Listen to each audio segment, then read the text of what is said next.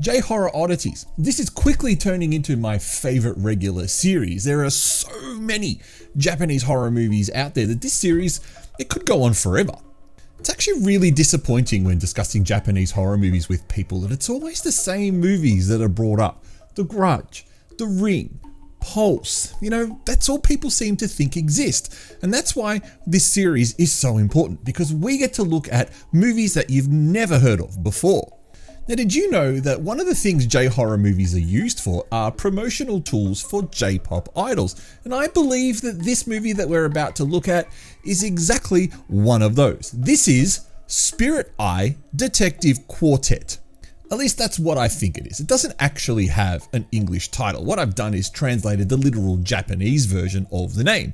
And believe it or not, this is a fun film.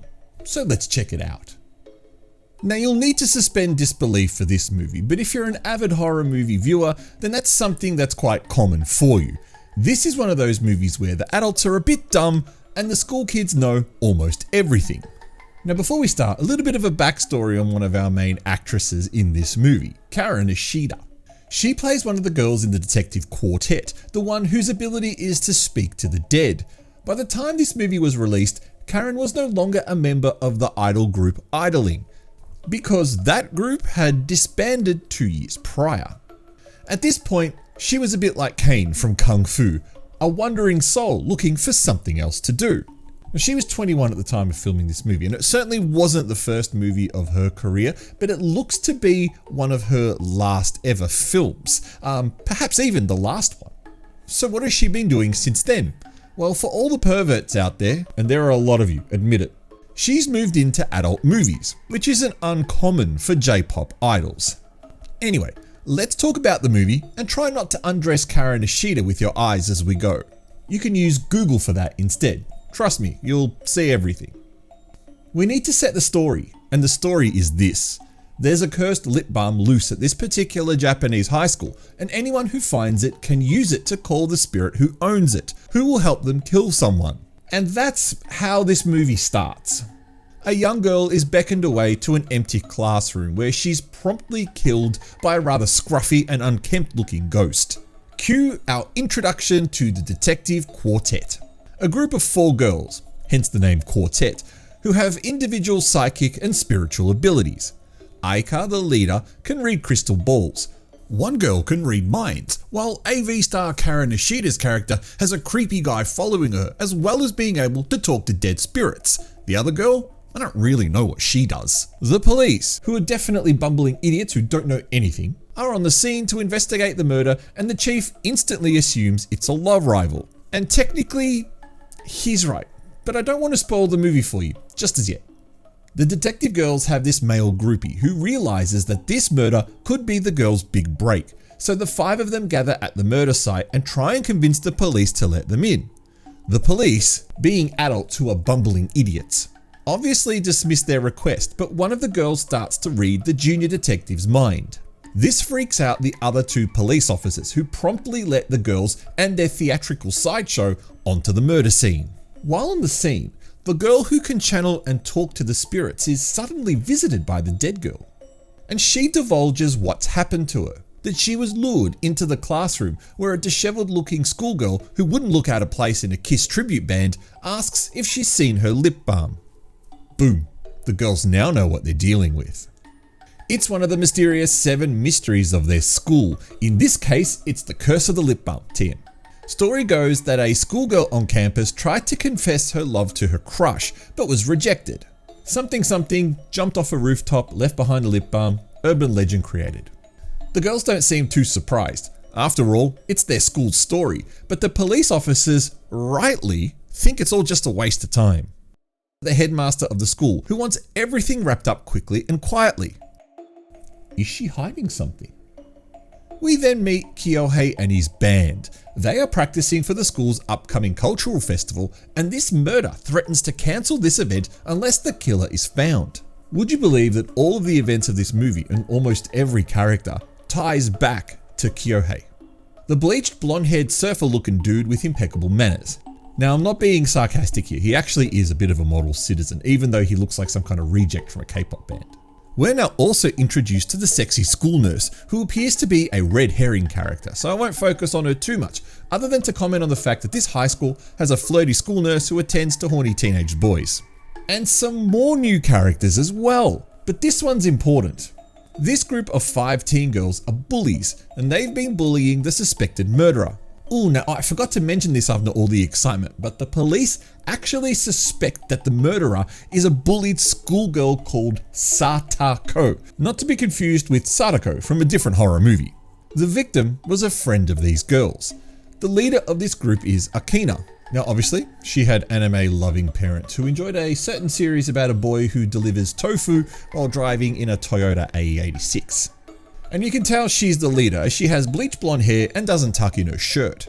This incredible meeting of the minds at this temple discusses the need to not say anything. Trust me, I don't think you got anything to worry about. However, on the way home, one of the girls, Erina, runs into Satako and the spirit of the lip balm and ends up getting her face smashed in. That's a new victim for the police and the spirit eye detectives to investigate. It's now time to meet one of the girl's mysterious friends. The ex-principal of the school just so happens to be a spirit guide and is full of very useful information. For example, he tells the girls about an incident from 7 years ago. This is the origin of the cursed lip balm, TM. But the interesting thing we find out here is that the story's been covered up. When confronted with this news by the detective girls, the new principal deflects. Now, we find out a little bit more about Satako, her crush, and how she was bullied, and how she used the cursed lip balm to get her revenge.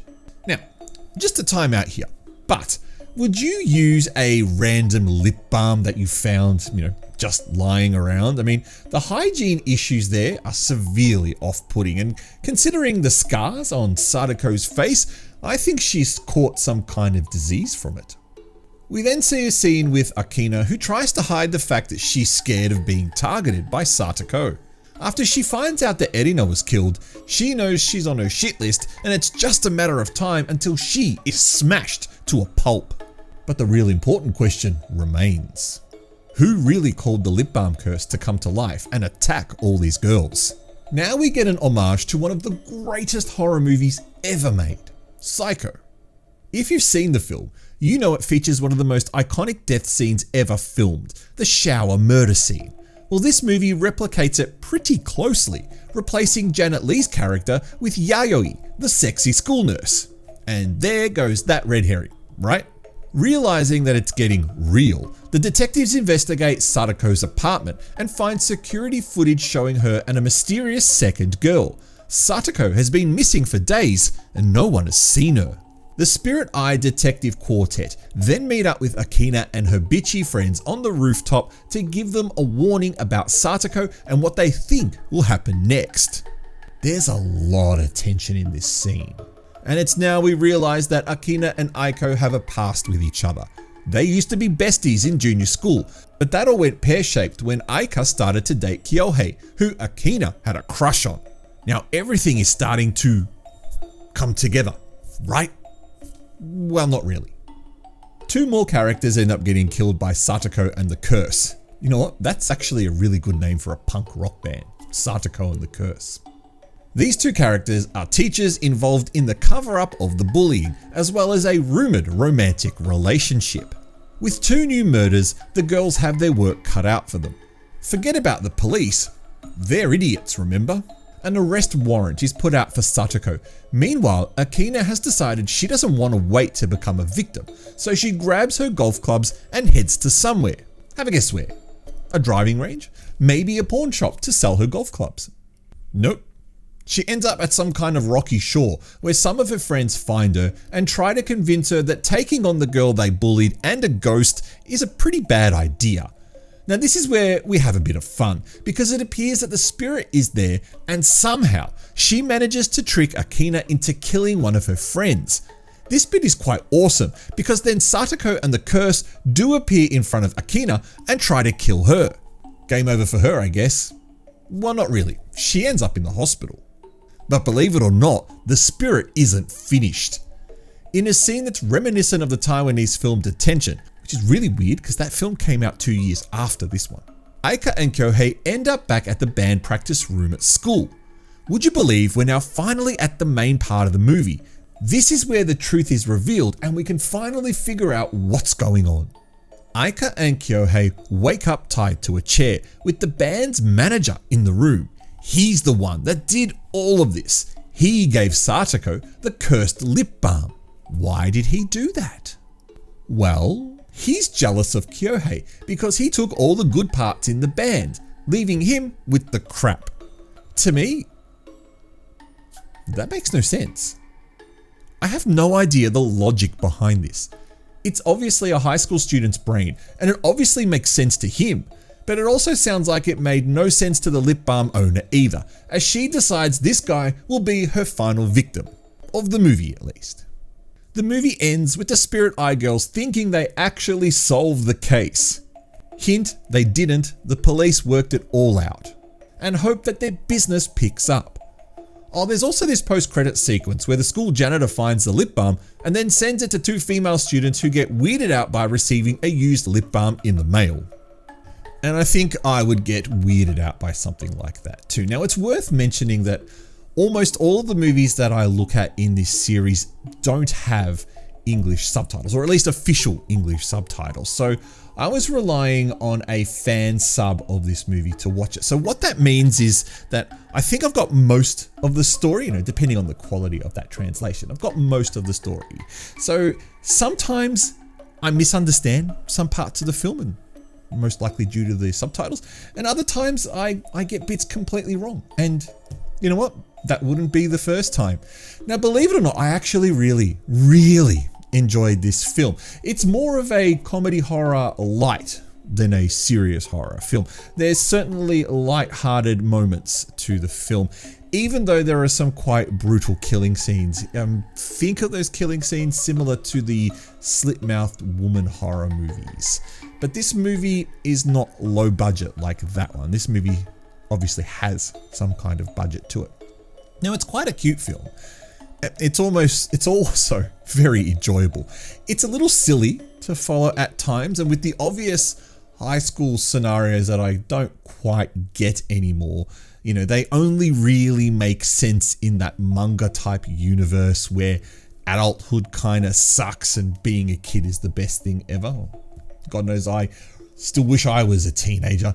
So while I know that I wasn't the target audience for this film, I have to admit, I do, that it was enjoyable all the way through. And I think part of that was because there's all these little references to other horror movies that I'm actually quite familiar with. So if you're looking for a fun, oddball film, it's definitely oddball, that doesn't take itself too seriously, even though on the surface it appears to take itself very seriously, then I would definitely recommend this one. Now, using my patent pending ghost rating, which stands for great horror or stupid trash, I'll give this 3 ghosts because it is an enjoyable film, because it's got some charm, and it's not scary by any stretch of the imagination, and it's certainly not a full-on J-horror full of ghosts and all that other kind of jazz.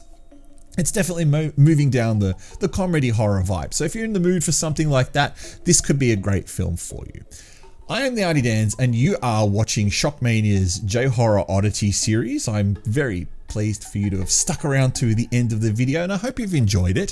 Subscribe to the channel if you'd like to see more. Leave a comment if you've got some recommendations for me. If you know of some really weird, obscure Japanese horror movie, I seem to have a very good way of finding them. So if you know of one that you've heard about that you want me to have a look at, leave me a comment below, and I should be able to find it. Otherwise, I hope to catch you next time. Check out some of the other videos that I've done in the J-Horror Oddities series. There's some pretty good ones there, I think. The last episode's one was about a found footage film, which wasn't that great. Otherwise, I don't know which one will come next, but I'll catch you next time.